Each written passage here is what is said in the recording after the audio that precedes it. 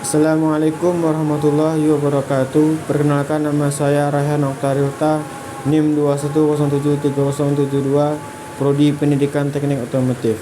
Baiklah, pada kesempatan kali ini saya akan menjelaskan tentang sistem kemudi dengan mata kuliah Kemudi, Rem dan Suspensi dengan dosen pengampu Bapak Dedi Setiawan SPD MPDT.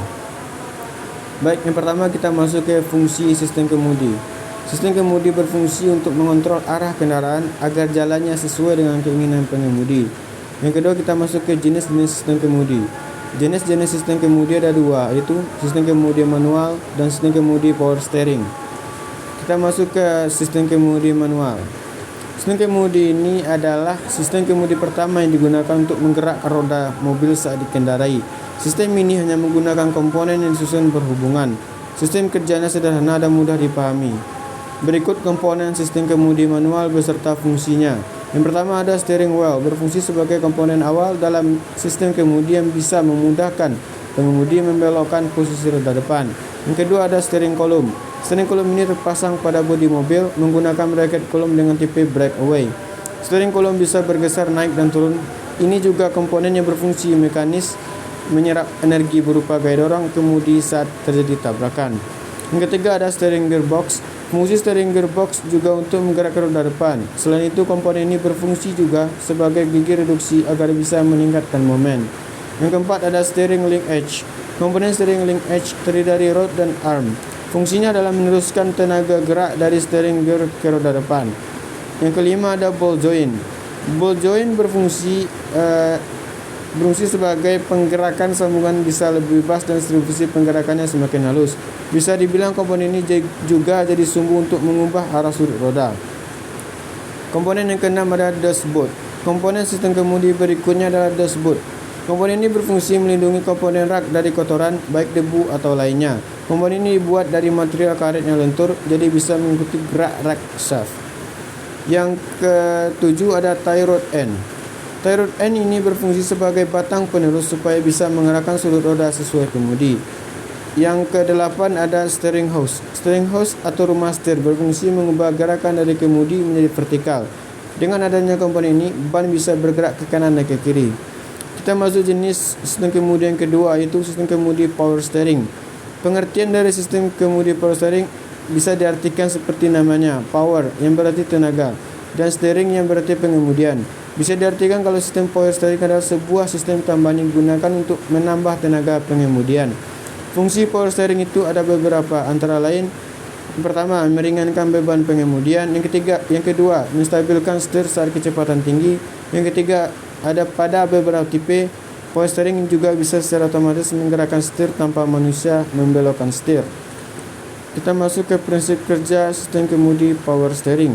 Sistem power steering bekerja dengan memberikan assist atau kekuatan tambahan pada steering rack yang langsung menggerakkan roda depan kendaraan. Di sini, pengemudi akan membelokkan kemudi, lalu dari kemudi akan ada mekanisme steering system sampai ke rak. Mekanisme steering assist. Umumnya, mekanisme penambah tenaga ini berupa sistem hidrolik, di mana ada sebuah komponen bernama pompa hidrolik yang memompa fluida. Fluida yang diberi tekanan oleh pompa memiliki energi tekan, dan energi tekan ini akan dihubungkan ke steering rack agar dapat meringankan beban setir. Lalu bagaimana dengan steering assist itu dapat bekerja? Kalau hydraulic steering assist itu menggunakan pompa hidrolik yang digerakkan oleh mesin, sementara arah tenaganya diatur menggunakan serangkaian katup yang terletak pada steering pinion. Pada tipe motor listrik menggunakan bantuan tenaga listrik, di mana arah putaran rotor itu didapat dari steering angle sensor yang terdapat pada roda kemudi. Berikut kita masuk ke jenis-jenis power steering. Yang pertama ada integral hydraulic power steering. Tipe pertama lebih familiar disebut dengan tipe recirculating ball. Anda bisa menemukan tipe steering ini pada kendaraan berbobot besar seperti bus dan truk. Ciri khas steering tipe ini ada pada mekanisme penggerak kemudi, di mana sistem ini tidak menggunakan rack steer, melainkan menggunakan serangkaian gearbox. Jenis yang kedua ada rack and pinion power steering. Sementara pada tipe kedua menggunakan rack gear dan pinion gear. Rack steer adalah batang memanjang yang memiliki roda bergerigi, sementara pinion gear adalah roda gigi yang berkaitan dengan rack gear. Pinion ini tersambung dengan roda kemudi sehingga putaran roda kemudi sama dengan putaran pinion gear. Yang ketiga ada EPS, Electronic Power Steering. EPS adalah komponen adalah terobosan baru dalam power steering system. Tipe ini tidak memiliki pompa power steering yang terkadang memberatkan mesin. Tipe ini menggunakan motor listrik yang langsung terhubung ke rak gear.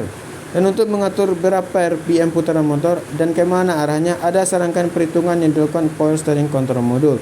Modul ini menggunakan data dari beberapa sensor yang dipasang, seperti sensor sudut arah kemudi, sensor pendeteksi kecepatan putaran kemudi, sementara sensor kecepatan kendaraan. Tipe ini memiliki kelebihan pada sektor efisiensi, tenaga dan EPS lebih aman digunakan saat kecepatan tinggi, karena motor listrik tidak akan berputar saat kecepatan mobil tinggi. Ini akan membuat setir lebih berat sehingga stabil di kecepatan tinggi. Baiklah, itulah penjelasan tentang sistem kemudi. Jika ada kata-kata yang salah, saya mohon maaf. Dan bila ada materi tambahan, silakan diisi pada kolom komentar. Saya tutup dengan wabillahi taufiq wal hidayah. Wassalamualaikum warahmatullahi wabarakatuh.